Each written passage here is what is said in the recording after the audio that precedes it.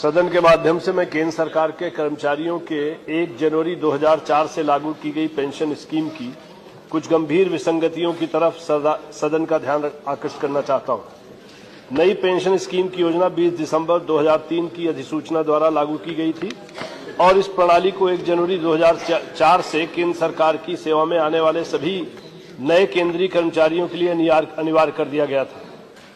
इसकी पूर्ववर्ती पेंशन योजना में कर्मचारियों को मिलने वाली पेंशन उनकी संतोषजनक सरकारी सेवा के प्रतिफल के रूप में और उनको उनके परिवार को सुरक्षा दिलाने के लिए की गई थी। नई पेंशन व्यवस्था में सरकार और कर्मचारी दोनों अपना अंशदान देते हैं। इस अंशदान को सरकार द्वारा शेयर मार्केट की डिफॉल्टर कंपनियों में लगाया जा रहा है। शेयर मार्केट आधारित इस व्यवस्था से सेवानिवृत्त होने वाले कर्मचारियों का भविष्य बेहद जोखिम भरा होता जाएगा और यहां तक कि उनकी पेंशन की कोई निश्चित गारंटी भी नहीं रह जाएगी। दूसरी बात, पुरानी पेंशन व्यवस्था में सेवानिवृत्त होने वाले हर कर्मचारी को बढ़ने वाली महंगाई की प्रतिपूर्ति के रूप में प्रत्येक 6 माह में महंगाई भत्ता दिए जाने की व्यवस्था थी, जो इस व्यवस्था में नहीं है। पुरानी पेंशन व्यवस्था में सरकारी कर्मचारी के लिए सामान्य भविष्य निधि की अलग से व्यवस्था थी।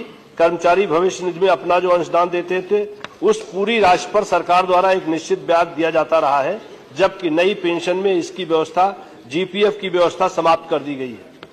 पेंशन व्यवस्था में जो कुल राशि होती है उसका 40% शेयर मार्केट में लगाया जाता है।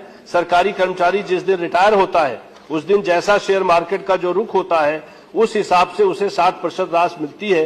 बाकी 40% के लिए पेंशन प्लान लेना पड़ता है और पेंशन प्लान के आधार पर ही उसकी आगे की पेंशन तय होती है। जैसा कि मैं बता चुका हूं, इस पेंशन की राशि में बढ़ती हुई महंगाई के लिए किसी भी तरह की सरकार द्वारा समय समय पर की जाने वाली प्रतिपूर्ति की कोई व्यवस्था नहीं है। नई पेंशन व्यवस्था में सरकारी कर्मचारियों के हितों का कोई ध्यान नहीं रखा गया है और उनकी सेवानिवृत्ति के बाद के आगामी जीवन के लिए सुरक्षा की निश्चित गारंटी। मांग क्या है?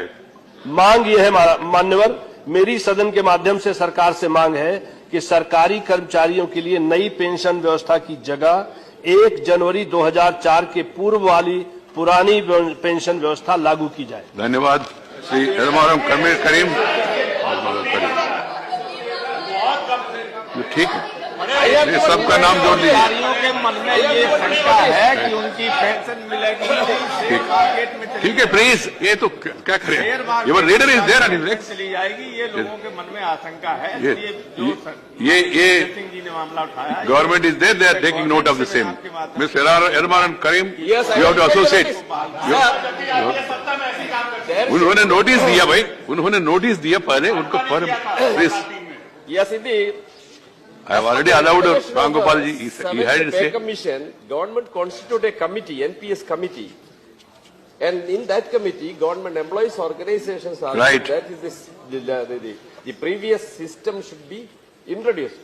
Right. So far, government has not taken it. Thank you. So a very meager amount is getting as pension those who are retired from the service after the new pension scheme is introduced. That has been. What is your conclusive suggestion? To scrap the new pension scheme and retain the Thank you. old pension scheme. GC Chandrasekhar. साथियों, इसी प्रकार की updates और जानकारी के लिए हमारे channel से जुड़े रहिए। अगर आपने अभी तक चैनल सब्सक्राइब नहीं किया हो तो प्लीज पहले चैनल सब्सक्राइब कर लो और पास में जो बेल आइकन उस ऑल पर सेट कर दे ताकि आपको हमारा नए वीडियो नोटिफिकेशन प्राप्त हो पाए।